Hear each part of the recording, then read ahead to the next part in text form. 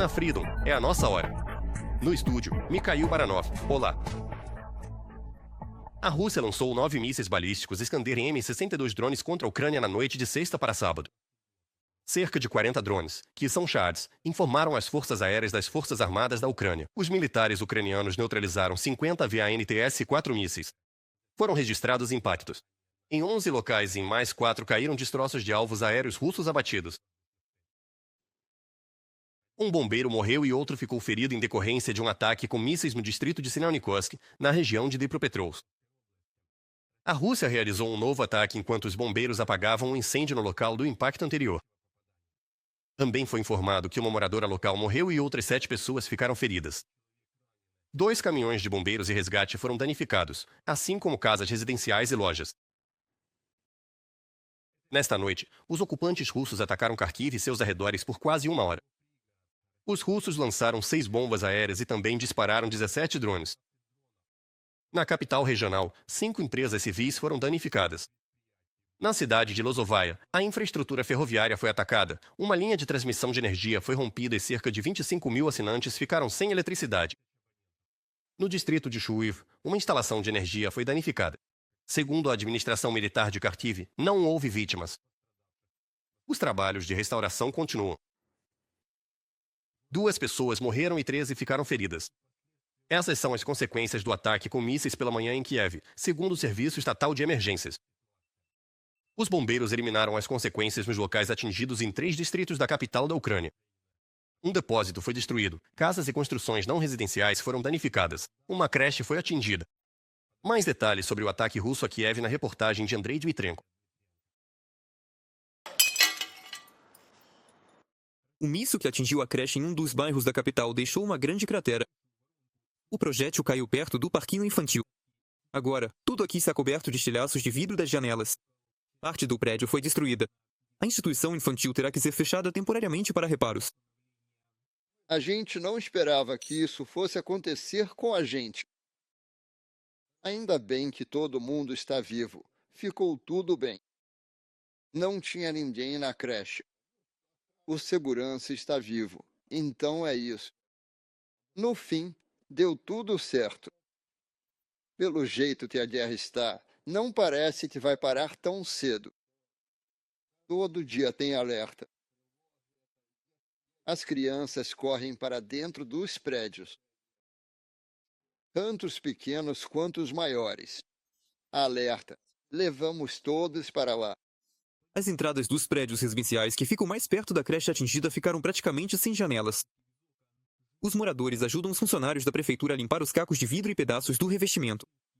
Os moradores dizem que não é a primeira vez que o bairro é atingido pelos ocupantes russos. De noite, fui jogado para cima no sofá. Na hora, não entendi nada. Foi uma explosão terrível. Depois parece que ficou silencioso.